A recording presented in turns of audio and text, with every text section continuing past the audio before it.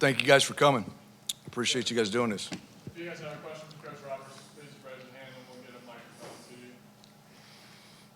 you. We're good? Good? You want me to give an opening or? Jason. All right. Somebody gonna fire away?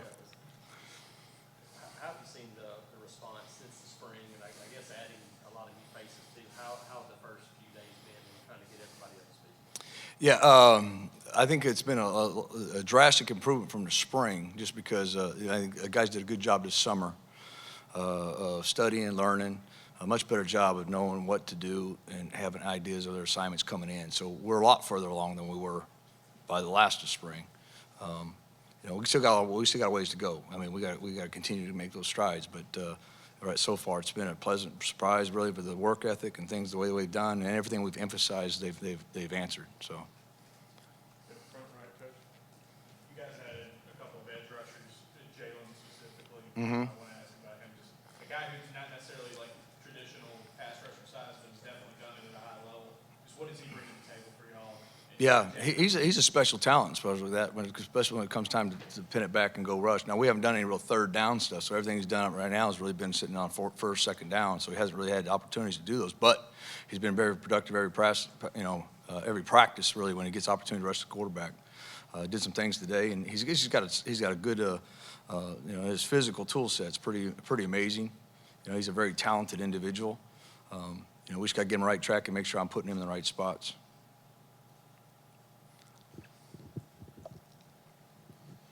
What have you seen? What have you seen out of the linebackers so far in camp? Yep. Linebacker core, again, I think we kind of got a pretty good competition there. I don't know how it's going to pan out, We just got our second day of pads in, so we're going to have to see how that goes. But we got about 6 of them that are competing. And I kind of almost see it right now as nobody's really stepped up and pulled away from the pack. So the emphasis there we kind of gave to them is that one is they've got to be productive and consistent on every down. That's the heartbeat of any defense, I kind of emphasized with them last night about doing a much better job of communicating. They all did that. That's great. But I think the things right there that we've got to do as a whole is make sure communication is good, putting the rest of the other 11 at ease, and being alignment, assignment, those type of things, and then.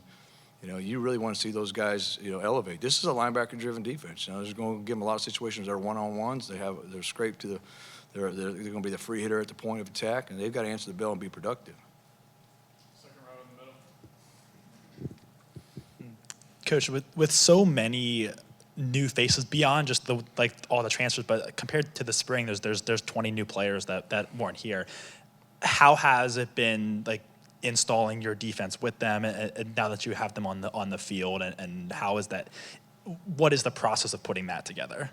Yeah, well, most of them were here all summer, which gave them a huge jump start on the mental part. The whole summer focus was really knowing what to do, in the defense, knowing and then we kind of focused, obviously in the fall, of how, and then the situations that we had to make adjustments to. But I think that part. I think those guys did a good job.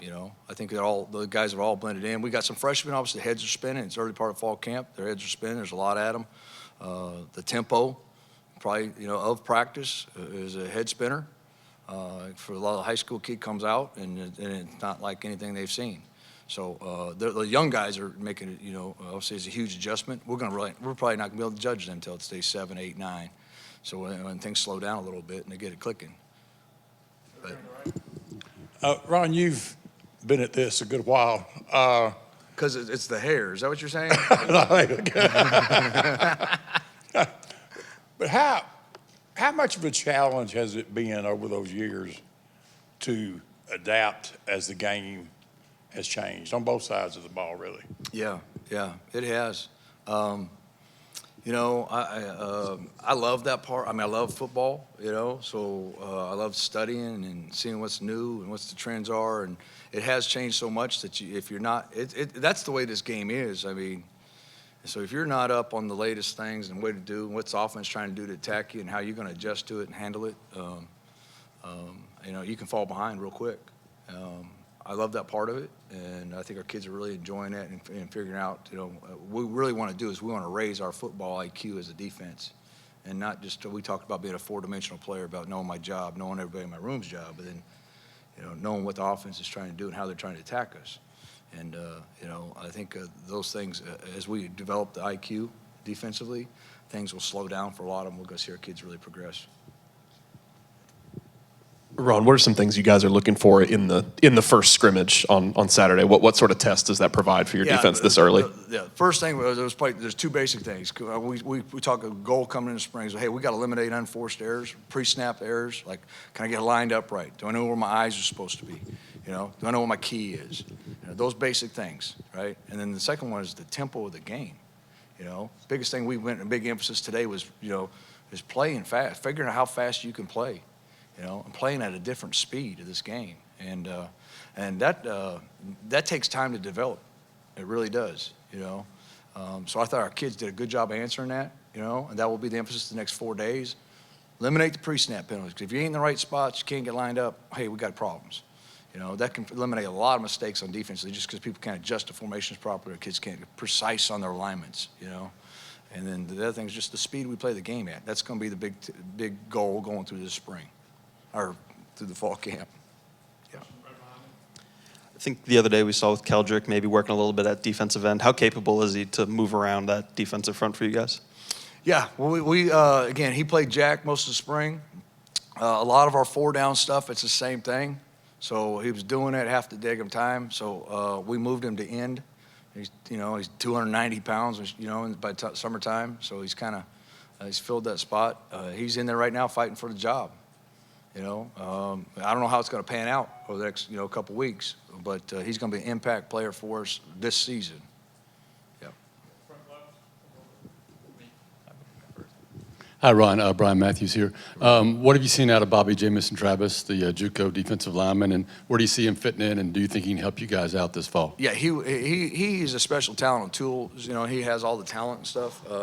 He was not here with us this summer, so he's a little far behind. So we're trying to play catch up with him on a mental standpoint, what's going on and what he has to do. He will impact and he'll be a big part because he's a talented individual. So he's got to play himself into shape. He wasn't here for the summer conditioning, weightlifting, all that kind of stuff. Probably a little bit out of shape, a little behind mentally right now. So we haven't really seen what he's capable of doing. Ron, Brian Stoltz. What have you seen leadership-wise from Keontae and Nehemiah in the secondary? Yeah. Both of them, along with there's about 6, 7 guys that we kind of lead on that they are, the leadership right now is probably more so from how they conduct their business. We would like it to step into more so how I can lead the individuals on his football team to become better. I think we need to take some strides forward on that. If I'm being blunt about it, we got to take strides forward. The idea of leadership is how can I help others around me, be the best they can be. How can I lead someplace they can't go by themselves? And so they're doing a lot of things of being the player on and off the field that we want them to be. I need to pull other people with them. Second row in the middle. As following up on that, we saw in the practice last week that it seemed at least like some freshmen were shadowing some of the more veteran players in the secondary, especially. I guess, has that been something you've been doing to try to? You talked about the freshmen's head spinning earlier. Yeah. Has that helped them kind of get their feet under them? Yeah, we want them to get as many reps as possible. A lot of times so anytime we get in those situations we can do it, we're trying to get them behind a veteran so they can see the alignment, the adjustments. What should they sound like? What kind of communications should they be making on the field? How can they talk to each other? Those things will hopefully help bring them on a lot faster. Time for a couple more here on the front. We've seen a couple times, we saw some in the spring when y'all have Jason and Justin both on the field at the same time down the middle. So what does that do for defense to have two guys like that big to be on the field right next to each other? Yeah, I mean, obviously they're both really good. They're both really good players, and you're going to need that in this conference.